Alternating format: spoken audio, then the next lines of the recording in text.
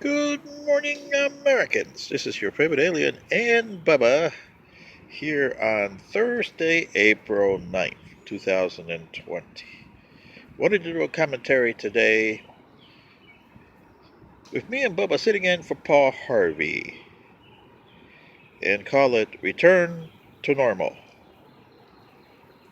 Well, Americans, this is your favorite alien and Bubba sitting in for Paul Harvey today.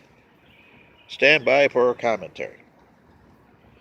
Well, 100 years ago, Americans, there was a campaign by a certain Warren G. Harding in 1920 that ran on the platform of return to normalcy.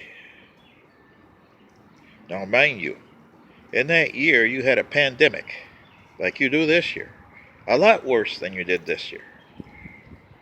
But what did they do that year? Oh, you had some social distancing in a few cities and that. The governments didn't act, either state or federal.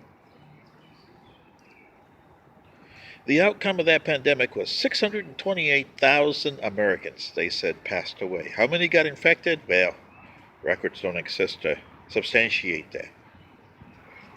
And according to historians, out of the 116,000 that died during World War I back from 1914 to 18, 63,000 of those were from the flu.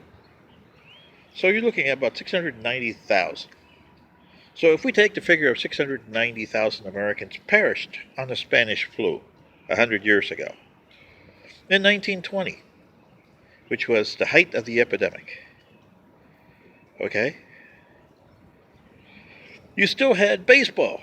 Cleveland won the World Series that year. Yes. You had elections. Yes. Warren G. Hardy won it. And guess what? Franklin D. Roosevelt was the vice presidential candidate that year. And the next year he had polio. Ain't that fun? But the campaign promise of Mr. Warren G. Harding, return to normalcy. And mind you, that the war and the pandemic, well, the war was supposed to take, what, 60 or 70 million? 90 million, I think I've seen the estimates of that. Pandemic, another 100 to 150 million, or 50 to 150 million. So let's take 100 million plus 90, so 200 million, let's say that, people died between the pandemic and World War I. So the population of Europe was 200 million people less.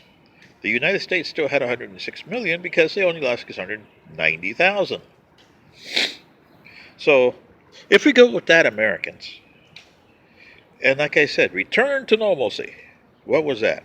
You went into isolationism. Isn't that what Trump has been pushing for? And look at the disaster has caused. He's caused trade wars. He's caused accords that you could live with, like the Paris Accord. And he's caused the United States to go into a financial disaster because of this and because of not looking at China the way he should be. Yes. Ain't that something? He tried to punish China for opening up something that one of his predecessors and Republican Richard Nixon did, opening up China to the world. Yeah? Well, you reap what he sowed, President Trump. So, where do we go from here? We can't return back to normalcy after all this is said and done. And you haven't even gotten to the 690,000. You're just at almost 20,000 dead. 400,000 infected. How many were infected back then? Millions, probably. Just in the United States alone. Look at the European countries. They're suffering worse than the United States is. And China, of course, do you really suspect that they only had 80,000 cases and they still have just 1,000 cases going? Really? If you do that, then you got watermelons for brains. Anyway, return to normalcy. What normalcy? What return? You got to ask yourself questions. Well, we got a serious questions with our government, the way we are, what is to be an American, and all that. You got all these serious questions you got to answer when all this is said and done, and you get to go around your business. Do we really want politics? And do we really want capitalism to ruin our lives like it's been doing for the last 120 years?